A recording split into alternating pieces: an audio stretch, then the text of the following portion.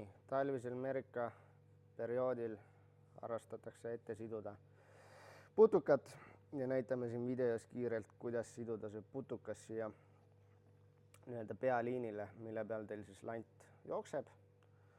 Ja et see putukas ei oleks nagu kinniselt seotud seomeda libiseva lipsuga ja selleks on vaja 0,45 putukalipsuliini ja tavaliselt 0,4 on siis nii-öelda see fluorokarbooni liin.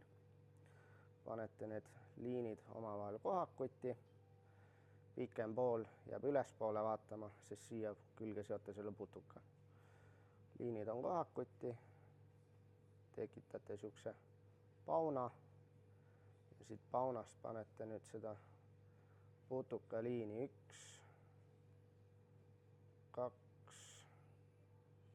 ja 3 korda läbi. See tuleb märjaks teha, praegu me seda märjaks ei hakka tegema, jookseb paremini kokku. Jääb teile selline sõlm siia.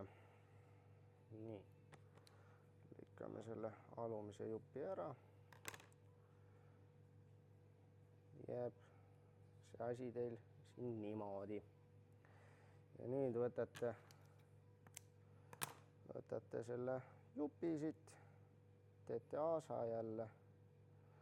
Sest putuka me seome alati lahtise sõlme peale, ehk siis rapala sõlme peale, et ta saaks vabalt liikuda. Esialgu on see asi siis nii. Nüüd pigistate siin kahe sõrme vahel selle aasa kokku, teete aasa ette 1, 2, 3 tiiru. Mida jämedam tamiil, seda vähem tiire teete. Panete mõlemast aasast siit läbi nüüd ja tõmbate omavahel kokku. Nii, jääb putukas lahtise aasa peale. Kui me kasutame peenemat tamiili, siis on natukene kehvem seda asja näha ja teha. Aga see asi toimib niimoodi. Ja nüüd on see efekt, et kui siia kala külge tuleb, siis see lips libiseb siit alla landini. Ei takerdu teil lant kuskile põhja ja saate kala ilusti kätte. Libisev putuka sõlm.